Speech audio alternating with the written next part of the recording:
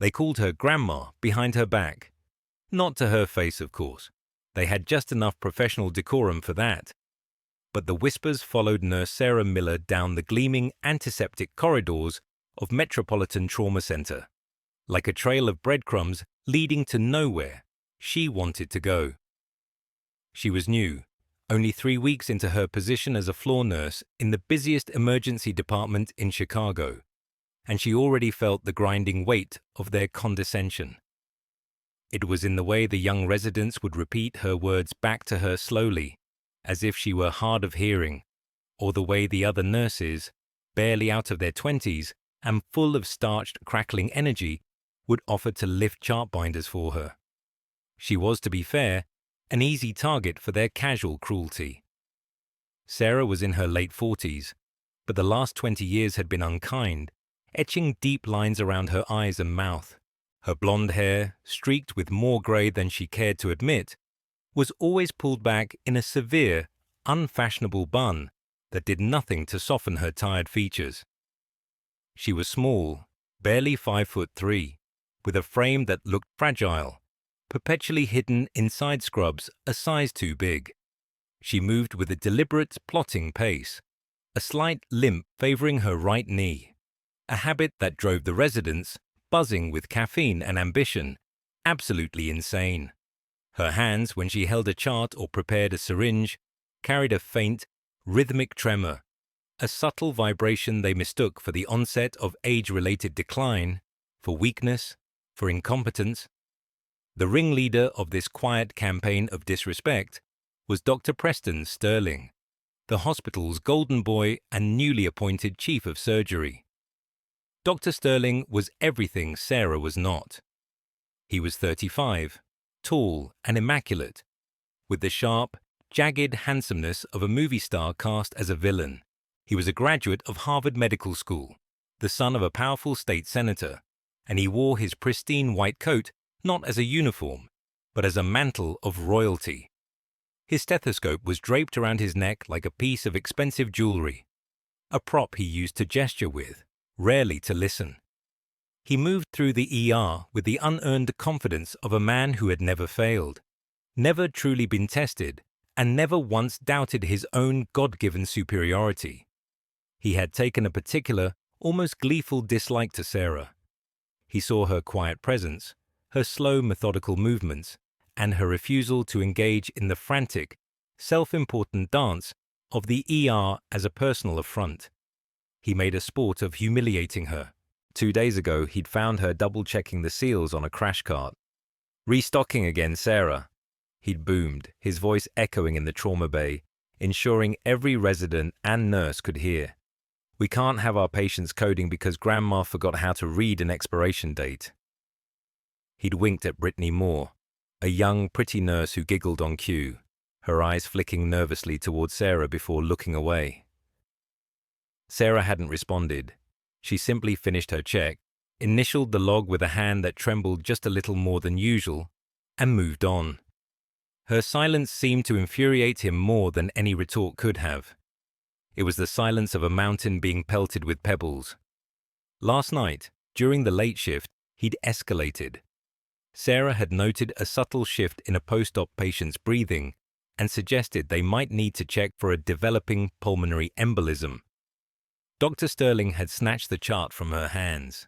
A PE, based on what? A gut feeling. But a hot flash, he'd sneered, his lip curling. "This isn't folk medicine, nurse. We practice evidence-based medicine here. Stick to fluffing pillows and leave the diagnostics to those of us with an actual medical degree." He had ordered an unnecessary series of blood tests instead, just to assert his dominance, making her draw them herself. The patient was fine, which only served to reinforce Sterling's narrative. Sarah Miller was a doddering, overcautious old woman who was more liability than asset. The whispers grew louder. The residents started calling her Grandma Miller. Sterling, in the lounge, had actually placed a $500 bet with another attending physician that Sarah wouldn't last the month. "HR keeps sending us these charity cases," he'd explained, smoothing his lapels. "Someone's got to weed them out before they kill someone." The charge nurse, Brenda O'Brien, a woman in her 50s with arms like a dock worker and a face that looked like it had been carved from granite, watched all of this with a cynical, weary eye. Brenda had survived pandemics, budget cuts, and 3 hospital-wide strikes. She had a 0 patients threshold for incompetence, from doctors and nurses alike. She was publicly harsh with Sarah, barking at her to move faster, to keep up. "Miller, you're moving like you're walking through mud. This is a trauma center, not a nursing home." But privately, she'd noticed that Sarah's charts were immaculate. Her medication timings were perfect. Her patient observations, though delivered in a quiet, raspy voice, were unnervingly precise. Brenda was skeptical, but she was also fair. She hadn't decided about Sarah Miller yet. She was watching, waiting. Big Mike Sullivan, the head of security on the night shift, saw it differently. A former college football player, now in his early 60s, and built like a friendly refrigerator, Big Mike saw the goodness in Sarah. He saw how she'd take a moment to talk to the scared family members huddled in the waiting room, how she remembered the name of the janitor's sick kid, how she always brought him a cup of coffee at 3 a.m., just the way he liked it, black with 1 sugar. "Don't you mind that peacock?" he'd rumbled to her one night, nodding towards Sterling's office. "All feathers, no fight." Sarah had just given him a small, tired smile.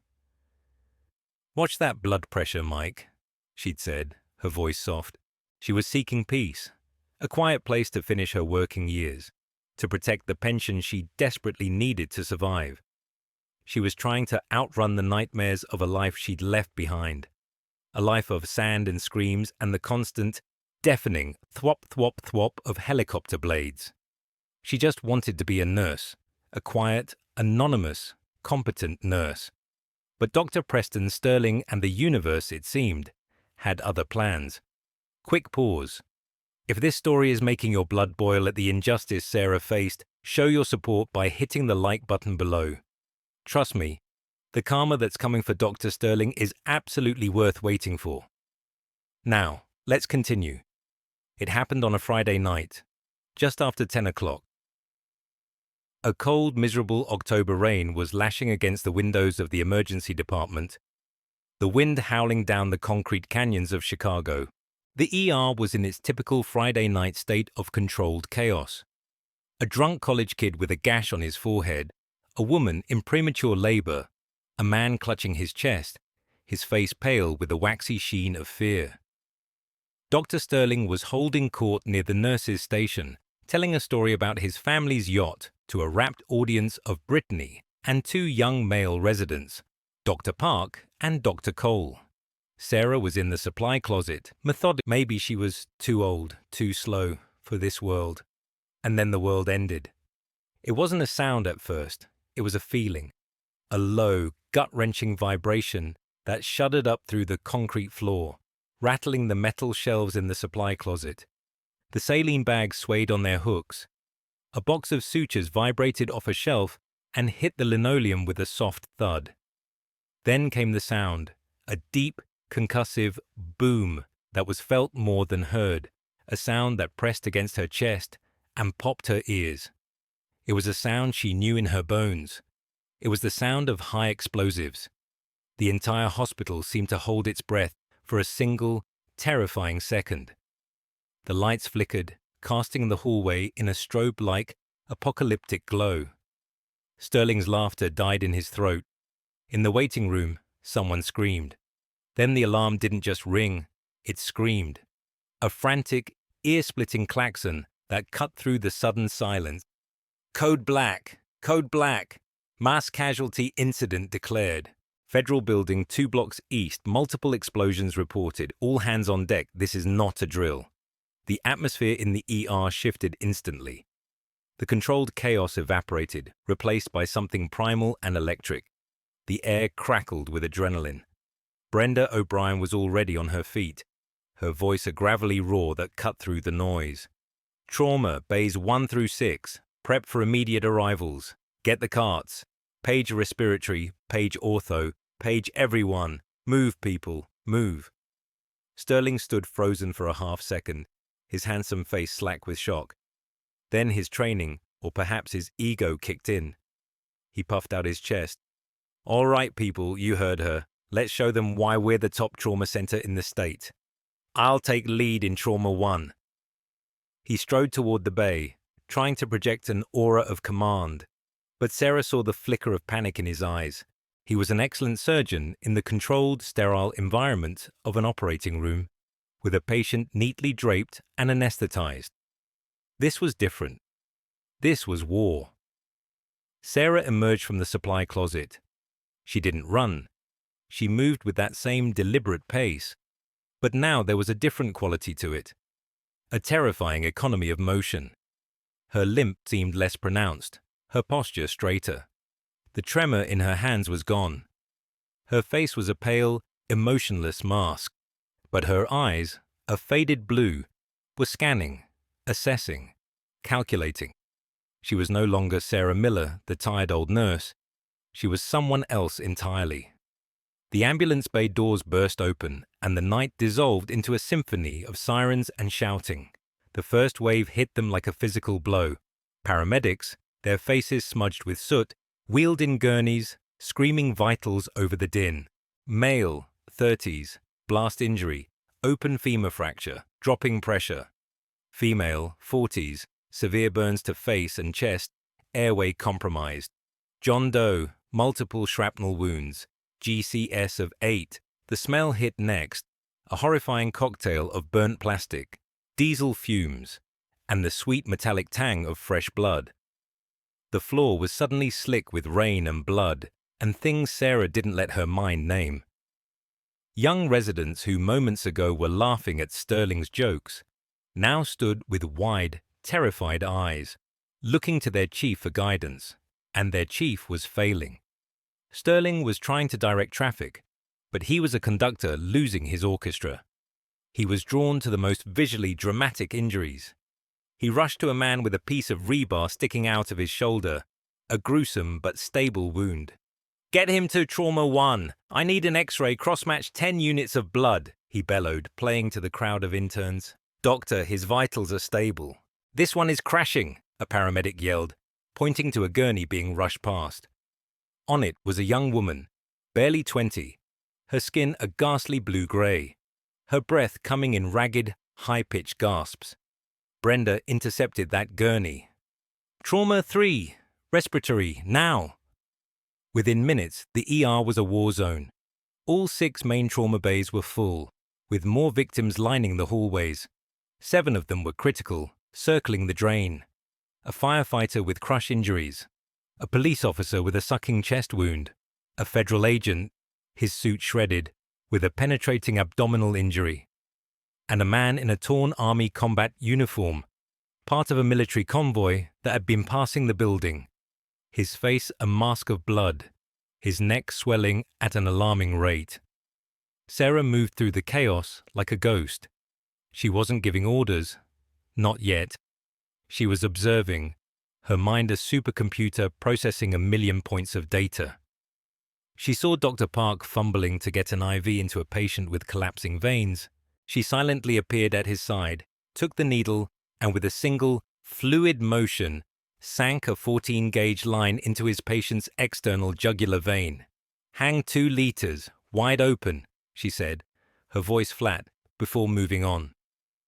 Park stared, dumbfounded. She saw Brittany trying to assess the burned woman, her hands shaking. "Get the clothes off her. Use the shears. Cover her in saline-soaked gauze and a clean blanket. Stop the burning process," Sarah commanded quietly.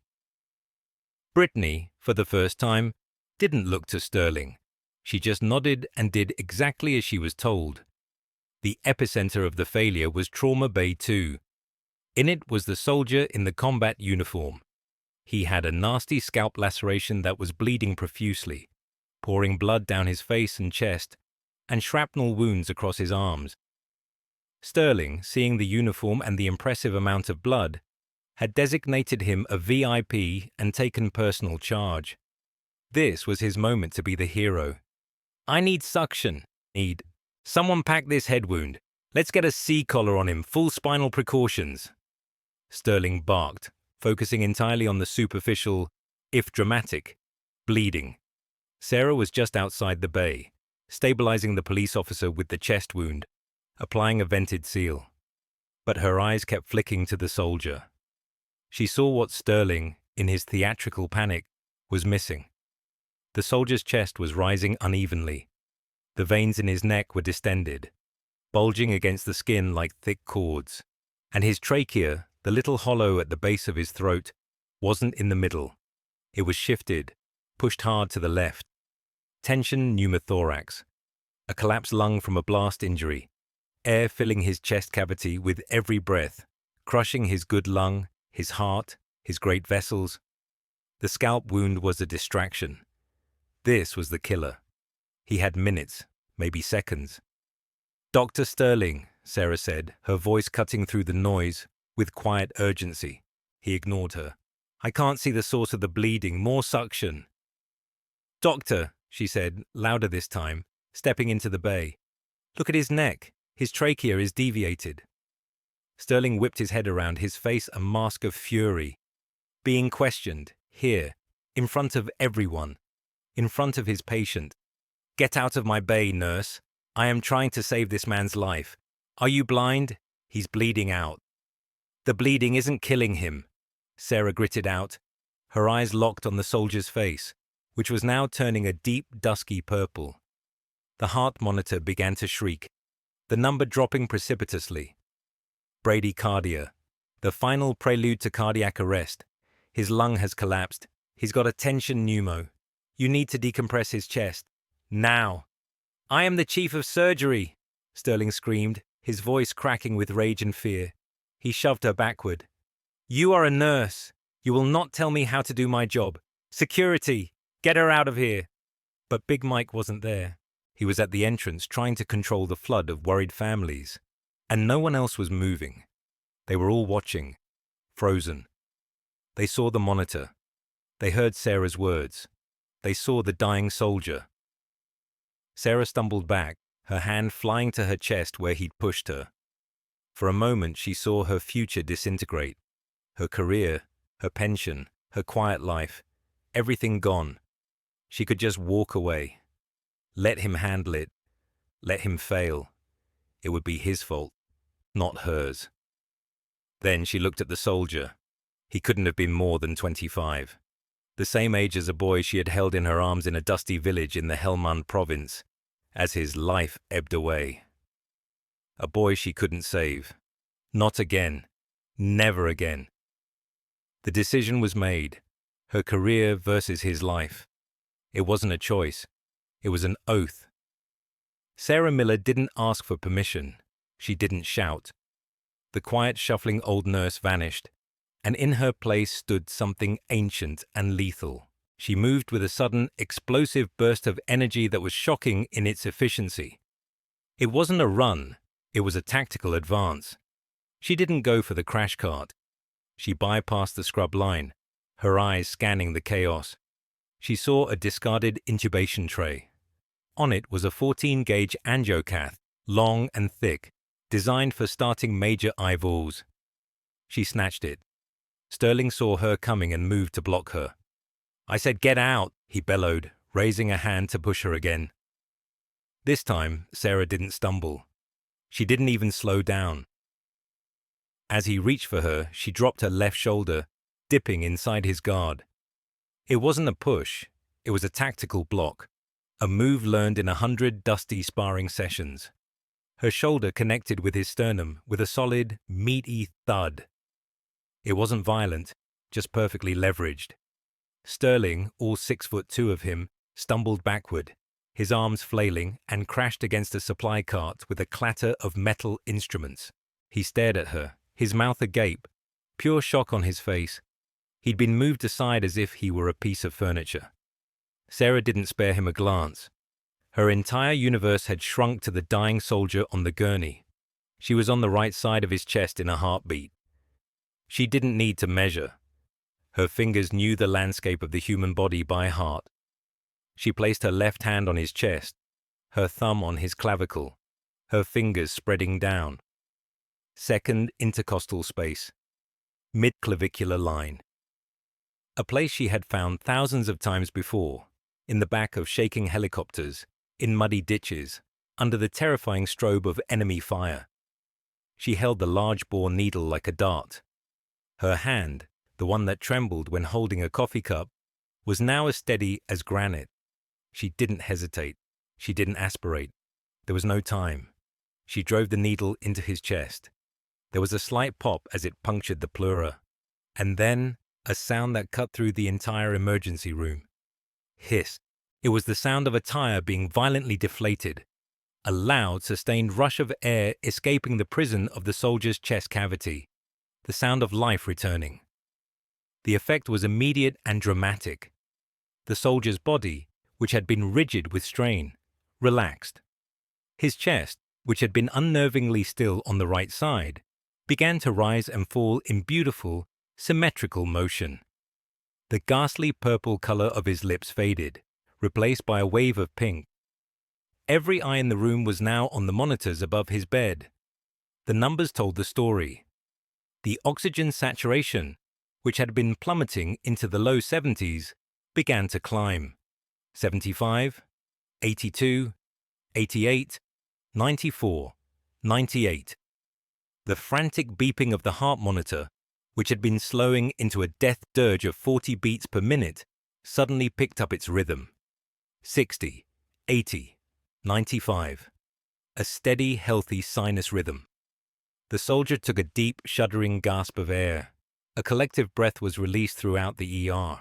Brenda O'Brien stood by the doorway, her mouth slightly open, staring as if Sarah had just grown a second head. Brittany Moore had her hands clasped over her lips, her eyes wide with a mixture of terror and awe.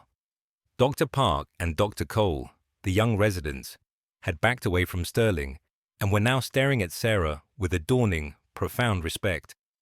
They had just witnessed a miracle. Or something close to it. Sterling scrambled to his feet, his face a mottled patchwork of crimson rage and pale humiliation. You assaulted me," he stammered, pointing a shaking finger at Sarah. "You're finished. You performed an unauthorized procedure. You could have killed him. You punctured his lung." Sarah didn't even look at him. She was already working, pulling the needle out and leaving the flexible catheter in place, taping it down securely. Her voice, when she finally spoke, was cold, flat, and utterly devoid of emotion. It was the voice of pure, distilled competence. "His lung was already collapsed, you idiot," she said, her back to him. "I just saved his life. Do your job, doctor." The title, doctor, dripped from her lips with so much contempt it was almost a physical thing. But she wasn't done. The soldier was stable for now. There were 6 other critical patients. The brief, stunned silence was shattered as another monitor began to alarm. This was her room now. She turned from the soldier, peeling off her bloody gloves with a snap and tossing them onto the floor. She moved to the next patient, a young woman with a crushed throat from a falling piece of concrete. She was turning blue, fighting for air, the swelling in her neck so severe that intubation was impossible. A junior resident was fumbling with a laryngoscope, about to tear her airway completely. "Stop," Sarah commanded. The resident froze. Sarah's fingers went to the woman's neck, probing the swollen, puffy tissue. Her touch was firm, precise. She ignored the subcutaneous emphysema, the crackling of trapped air under the skin. She was feeling for the landmarks, the thyroid cartilage, the cricoid ring. She found the small depression between them, the cricothyroid membrane. "Get me a number 10 scalpel and a 6-0 truck tube," she barked. Brenda, shaking off her shock, was the one who responded, her years of experience kicking in.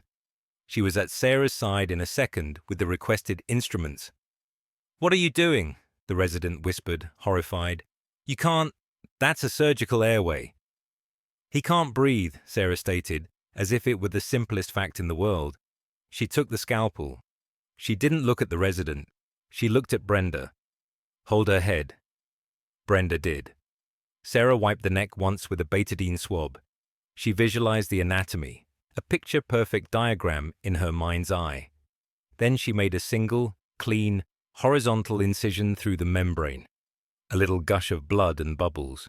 She inserted the handle of the scalpel into the opening and twisted it 90 degrees, opening the airway. Then she slid the small endotracheal tube into the hole. She grabbed an bamboo bag, attached it to the tube, and gave a squeeze. Whoosh! The woman's chest rose, a full, deep, life-giving rise. Her oxygen saturation numbers started to climb. The blue faded from her lips. Sarah secured the tube with a strap and straightened up. She looked at the stunned resident. Bag her at a rate of 12 breaths per minute. Don't hyperventilate her. Now get surgery down here to place a formal tracheostomy. She moved on. It was a blur of controlled, efficient violence against death. To the firefighter with the crushed pelvis. Don't log roll him. Pelvic binder now. 2 large-bore IVs above the diaphragm. We need to stop the internal bleeding before he goes to the OR. To the federal agent with the abdominal wound. Brittany, you're doing good. Keep that dressing moist. Let's get him on a morphine drip. Dr. Park, you're with me. We're doing a fast exam. She grabbed the portable ultrasound, her hands moving with practiced ease, scanning his abdomen for internal bleeding. There, fluid in Morrison's pouch. He's bleeding into his belly. Brenda, call the OR. Tell them we're coming up in 5 minutes. She was a whirlwind of competence, a force of nature. She didn't just save the 7 most critical patients. She organized the entire emergency response. She directed the flow of patients, delegated tasks to the stunned residents and nurses, and transformed the chaotic, failing ER into a ruthlessly efficient life-saving machine. She moved from bed to bed, her quiet, raspy voice delivering calm, precise commands that everyone, from the junior nurses to the senior residents, obeyed without question. They had seen the truth. In this room, at this moment, there was only one person in charge, and it wasn't the man in the pristine white coat sputtering with rage in the corner. It was the small, quiet woman they called Grandma. After 20 minutes that felt like an eternity, a semblance of order had been restored.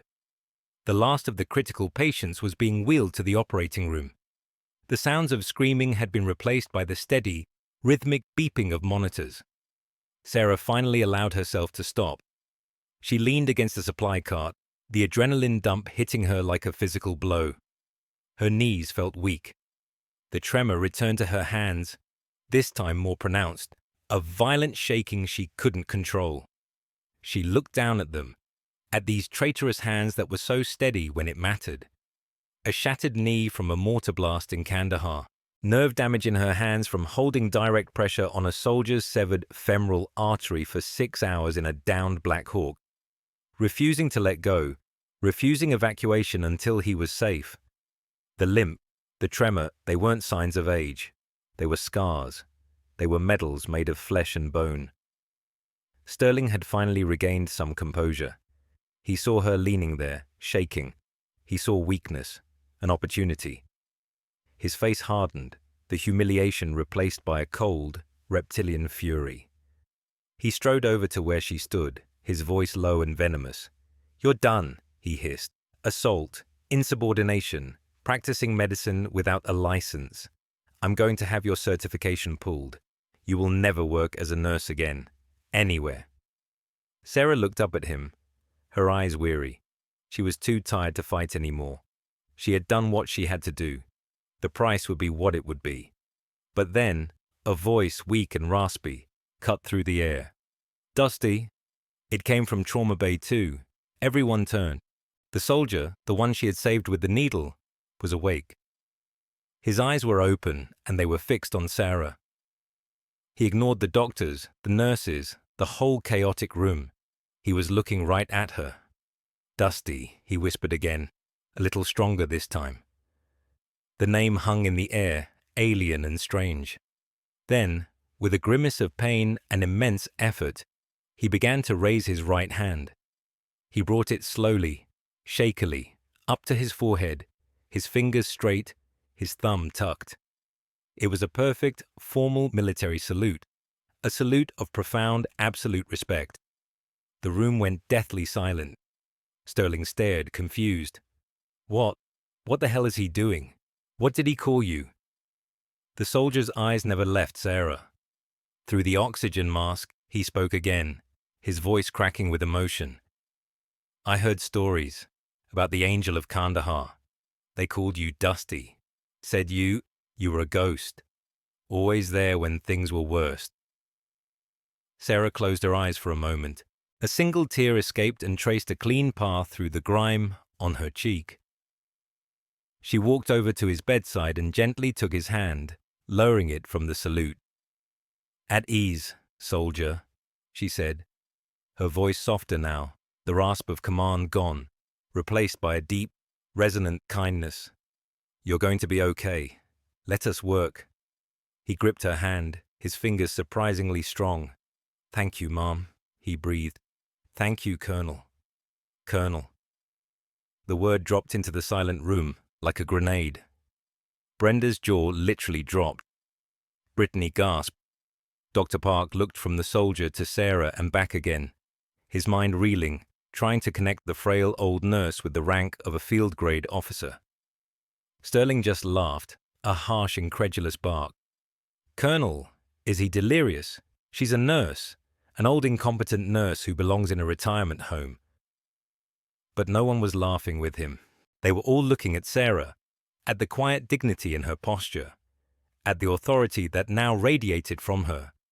And they were finally, truly, seeing her for the first time. Incredible, right? If you want to see more stories where the underdog becomes the hero, subscribe to this channel right now and ring that notification bell. Also, comment below with your best guess about what happens to Dr. Sterling. Because trust me, his downfall is going to be spectacular. Let's continue. 2 hours later, the ER was clean. The last of the patients had been moved to the OR or admitted to the ICU. A fragile calm had descended. But for Sarah Miller, the storm was just beginning. She was summoned to the administrative conference room on the top floor. The room was cold, dominated by a massive mahogany table that gleamed under harsh fluorescent lights.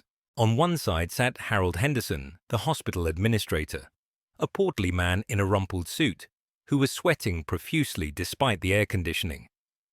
Beside him, looking smug and vindicated, was Dr. Preston Sterling, now in a clean shirt and a perfectly knotted tie. On the other side of the table was a single, empty leather chair. For her. Sarah, Henderson began, avoiding her eyes, nervously wiping his forehead with a handkerchief. We have a very serious situation here. Dr. Sterling has filed a formal complaint. He alleges gross insubordination, reckless endangerment, and physical assault. Sterling leaned forward, his voice dripping with rehearsed victimhood. She attacked me, in my own trauma bay. She shoved me, and then performed a dangerous, unauthorized procedure on a patient under my care. It's a miracle he survived her butchery. I managed to stabilize him afterward, but she put his life at grave risk. Frankly, I believe she's mentally unstable. Sarah sat in the chair, her hands resting in her lap. The tremor was back. She looked small and defeated under the cold lights. She didn't look at Sterling. She looked at Henderson. The patients, she said, her voice a low rasp. Are they all stable? Henderson blinked, thrown off by the question. What? Yes, the 7 most critical patients all survived. Your interventions were, successful in that regard. But that's not the point, Sarah. The point is protocol, chain of command. So they're alive, Sarah stated. It wasn't a question. And the soldier, the one I butchered. He's in the ICU, Sterling snapped. Stable, no thanks to you. Sarah finally turned her head and looked at him, her blue eyes clear and cold. When you check on him, doctor, will you tell him you were the one who saved him? Sterling flinched, as if struck. Henderson cleared his throat loudly.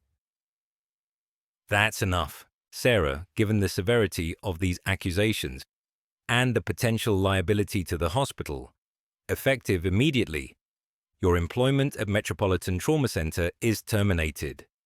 He slid a pre-written letter across the polished table. You will be escorted from the premises. We'll mail you your final check. Sarah looked at the letter. She didn't touch it. She looked back at Henderson, a flicker of something unreadable in her eyes. Pity, perhaps. Fine, she said quietly. She stood up. She didn't beg. She didn't argue. She just accepted it with a quiet dignity that was more damning than any outburst. If saving a life cost me my career, I'll pay that price every time. She turned and walked out of the room before they could say another word. The walk of shame was a lonely one. Big Mike Sullivan was waiting for her at the nurse's station, his face a grim mask of apology. He held an empty cardboard box. I'm sorry, Sarah, he mumbled, his voice thick. This ain't right. It's okay, Mike, she said, softly, patting his arm.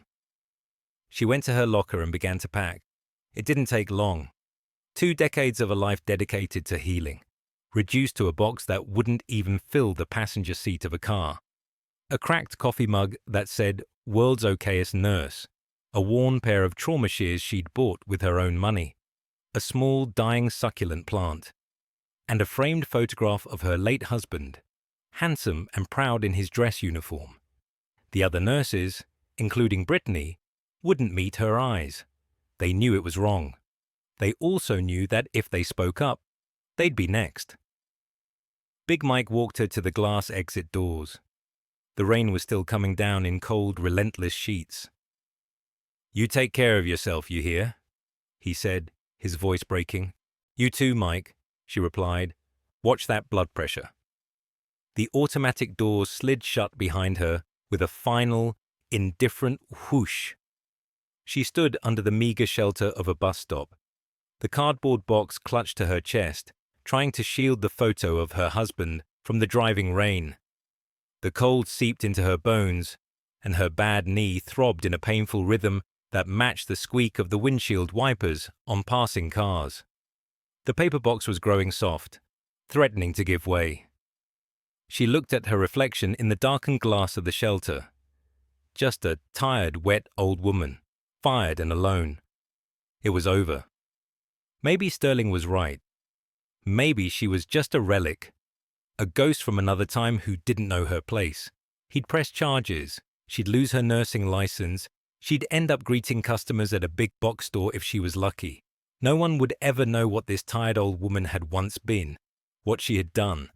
The thought wasn't bitter, it was just heavy. A final, crushing weight. That's when she heard it. At first it was just a low thrumming, a vibration in the wet air that rose above the drone of the city traffic. It grew louder, deeper.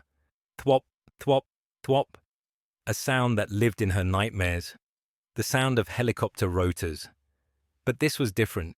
This wasn't one helicopter. It was several. And they were close. Dangerously close. Puddles on the street began to ripple. The glass of the bus shelter rattled in its frame.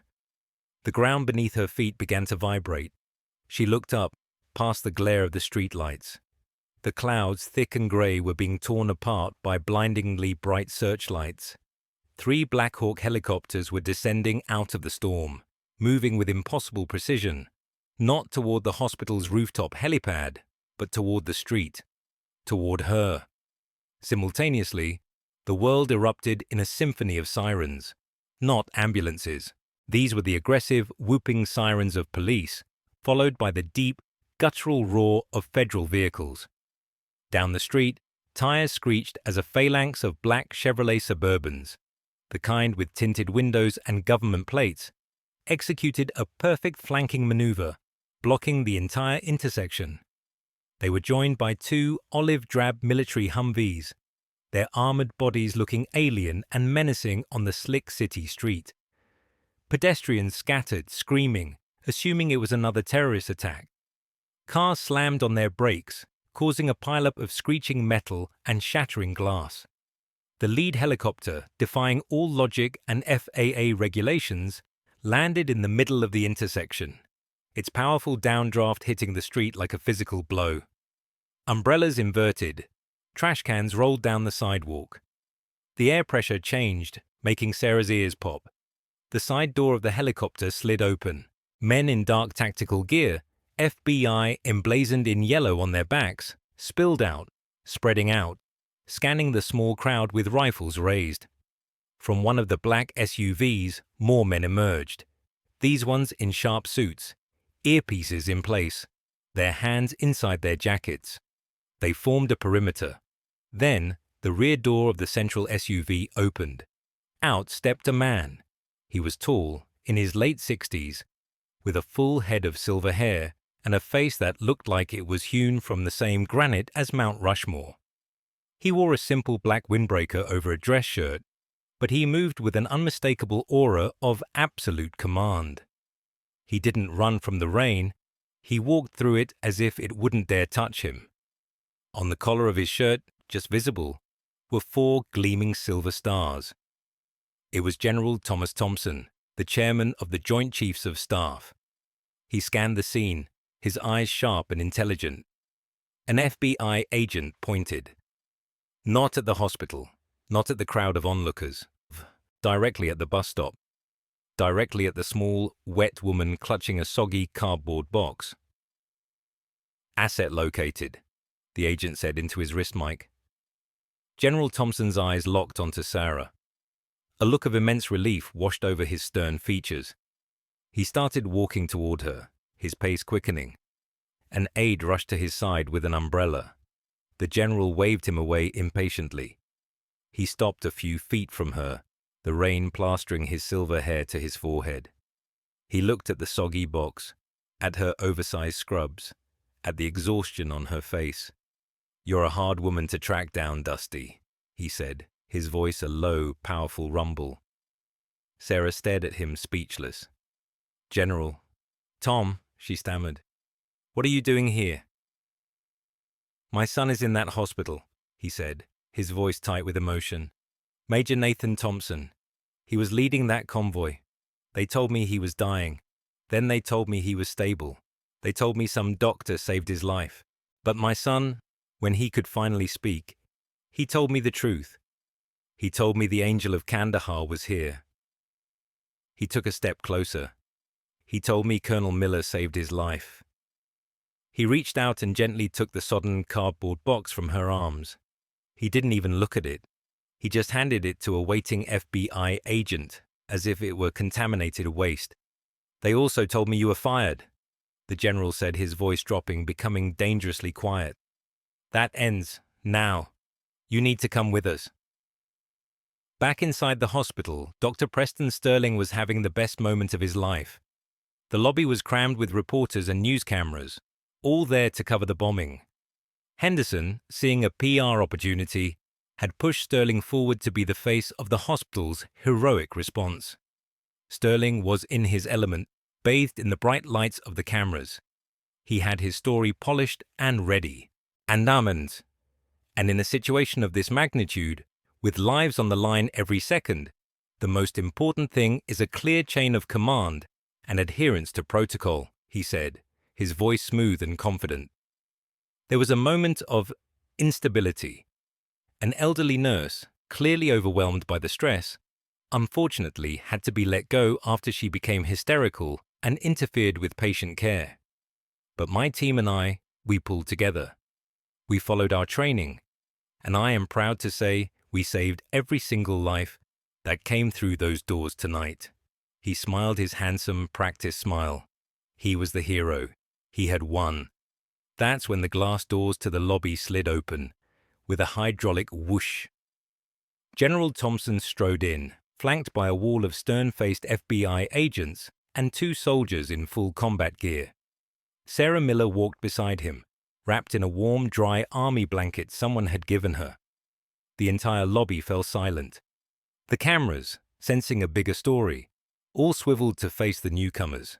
Sterling's smile faltered. Henderson, who was standing beside him, went pale. "General Thompson," Henderson sputtered, rushing forward. "What an honor! Is there something we can do for you? Your son is getting the best care, I assure you." The general ignored him completely. He walked right up to the makeshift podium where Sterling stood, his eyes like chips of ice. "I was just watching your press conference on the monitor in my vehicle, Dr. Sterling," the general said, his voice calm but carrying an unmistakable threat. "Time to correct the record." Sterling tried to maintain his composure. "General, I'm not sure what you mean. We're in the middle of a press briefing. You just told the nation that your team saved every life tonight. That's true. But you also told them you fired the person responsible," the general stated flatly. He turned to the cameras. "You want to know who the hero is tonight? You're looking at her." He placed a hand on Sarah's shoulder. An FBI agent stepped forward and handed the general a tablet. "I've reviewed the security footage from Trauma Bay 2, the general said, his voice rising, echoing through the silent lobby. "And the telemetry data, and the sworn statements from half a dozen of your own staff." He held up the tablet, its screen showing crystal clear footage of Sterling focusing on the head wound while the soldier's vitals crashed. It showed Sarah pointing out the tracheal deviation. It showed Sterling screaming at her, shoving her, and it showed her, with cold, terrifying precision, saving his son's life. A first-year combat medic in a muddy ditch would have spotted that tension pneumothorax. The general snarled, his composure finally cracking. "My son was dying, and when this woman, this hero, attempted to save him, you assaulted her. Then you had the gall to stand here and take credit for her actions, while firing her for them." Sterling's face had drained of all color. He was crumbling. It was a high-stress situation. She didn't follow protocol," he stammered, sweat beading on his upper lip. His expensive suit suddenly looked cheap and ill-fitting. The veneer had shattered completely. "Protocol," the general roared. "Let me tell you about protocol." An aide stepped forward and handed him a slim, black folder, with classified stamped across it in red. The general opened it. He didn't need to read from it. He knew it by heart. "Do you know who Sarah Miller is, Doctor?" he asked, his voice dropping to a deadly whisper.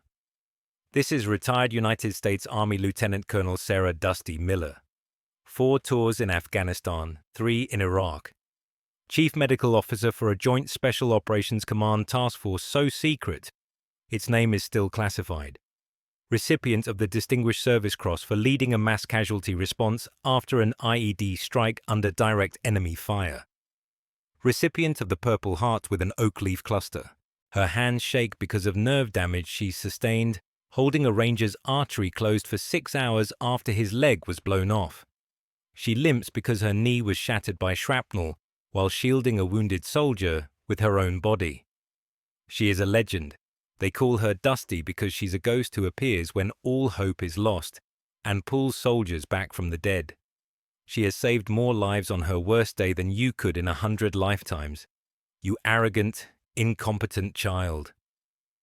A wave of gasps rippled through the crowd. The reporters were scribbling furiously, cameras flashing. Sterling looked as if he had been physically struck. He stumbled backward, shaking his head. "No, she's just a nurse." The general turned to the pale, trembling administrator. "Mr. Henderson, Colonel Miller was fired for saving my son's life. You have 60 seconds to fix this, or the next people who walk through that door will be from the Department of Justice, and they will be investigating this hospital for criminal negligence, insurance fraud, and lying to a federal official. Your 60 seconds starts now." Henderson didn't need 60 seconds. He saw his career, his hospital's reputation, and his freedom flashing before his eyes. The spineless bureaucrat made his calculation. He threw Sterling under the bus with breathtaking speed. "Dr. Sterling," he squeaked, pulling a letter from his inside pocket. It was a blank termination letter he kept for emergencies. "Effective immediately, your privileges are suspended. The board will vote to terminate your contract pending a full federal investigation. You are a disgrace." Sterling stood there, utterly broken. His reign was over. His powerful family, his Harvard degree, his perfect hair, none of it mattered. He was ruined, publicly and permanently. And then, the final perfect moment of karmic justice. Big Mike Sullivan stepped forward from the back of the crowd. He was holding an empty cardboard box. He walked right up to the once mighty Dr. Sterling and held it out. His voice was quiet, but everyone heard it. "I believe you know the way out, Doctor." 1 year later, the sun was shining. The rain was a distant memory. A crowd was gathered outside the newly constructed west wing of Metropolitan Trauma Center. A crisp banner fluttered in the breeze. The Colonel Sarah Dusty Miller Center for Trauma Response. In the front row sat General Thompson, smiling proudly. Beside him sat his son, Major Nathan Thompson, looking healthy and strong, a faint scar on his neck the only reminder of that night. The hospital staff was there, standing taller, the fear gone from their eyes. Brenda O'Brien, now the director of nursing, winked at Sarah. Brittany Moore, her sycophancy replaced by a deep, quiet respect, gave her a thumbs up. Sarah stood at the podium. She wasn't the hospital's director, though they had offered. Instead, she had accepted a newly created position, Director of Trauma Training and Patient Advocacy. Her first act was to write and implement Miller's Law, a new hospital-wide protocol that not only protected, but required nurses to challenge any order they believed endangered a patient, establishing a clear, non-punitive process for immediate intervention. The hospital's mortality rate in the ER had dropped by 15% in 6 months. As for Dr. Preston Sterling, his medical license was permanently revoked. His senator father, facing a scandal, had disavowed him. The last anyone heard, he was managing a cosmetic Botox clinic in a strip mall in Ohio, his once steady hands now shaking as he checked expiration dates, forever looking over his shoulder. Sarah finished her short speech. "This center isn't named after me," she said, her voice clear and strong. "It's named after a promise that in this hospital, competence will always matter more than credentials, that the patient's life will always matter more than protocol, and that we will always, always have each other's backs." Later, as the reception buzzed with conversation, a young, nervous nurse approached her. Director Miller, I'm new. I was just wondering, what if I'm not sure? What if I think a doctor is wrong, but I'm scared to speak up?" Sarah looked at the young woman and saw a reflection of 100 brave medics she had trained, all full of the same fear and potential. She put a hand on her shoulder, her touch steady and sure. "You just protect your patient," Sarah said, a small, genuine smile gracing her lips for the first time. "You do what's right. I'll have your back." And that is the incredible true story of Sarah Miller. It's crazy to think that she was fired for saving a life just minutes before a 4-star general needed her to do exactly that. It really makes you wonder how many heroes are out there right now, getting punished for doing the right thing just because it breaks a protocol. If you enjoyed this story and want to see more real-life dramas about heroes getting the justice they deserve, please smash that like button. It really helps the channel. And don't forget to subscribe and ring the notification bell so you never miss a story. Drop a comment below telling me what you think should have happened to Dr. Sterling. Thanks for watching, and I'll see you in the next one.